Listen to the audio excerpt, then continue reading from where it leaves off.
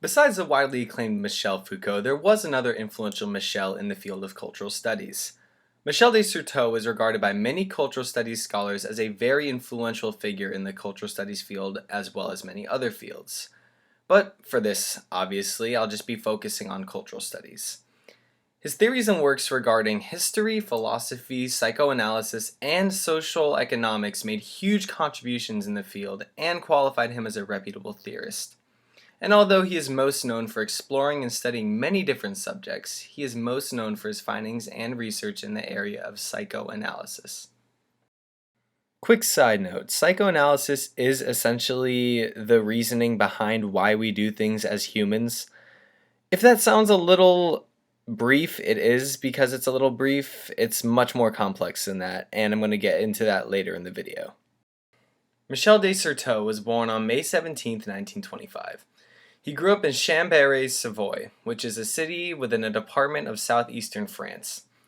He initially obtained degrees in classics and philosophy at the University of Grenoble and at the University of Lyon. But his education didn't stop there.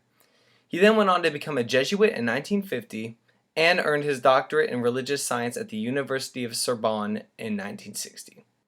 Although he was very successful as a scholar, he wasn't a common name in cultural studies until he wrote the book The Practices of Everyday Life in 1980. This critically acclaimed book sought to explain the relationships between a city and the citizens that occupy it. He explains his concepts of strategy and tactics. Certeau links strategies to cities and institutions of power while linking tactics to how individuals go about navigating the environment put forth by the institutions of power. This theory, of course, is very closely related to semiotics.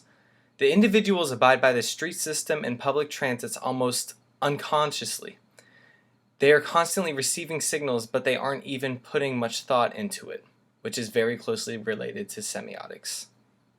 Considering one of his biggest influences in his work is Sigmund Freud, psychoanalysis is explored a lot in his work. Sigmund Freud founded the psychoanalytic theory of personality development and claimed that personality is formed through conflicts in the human mind.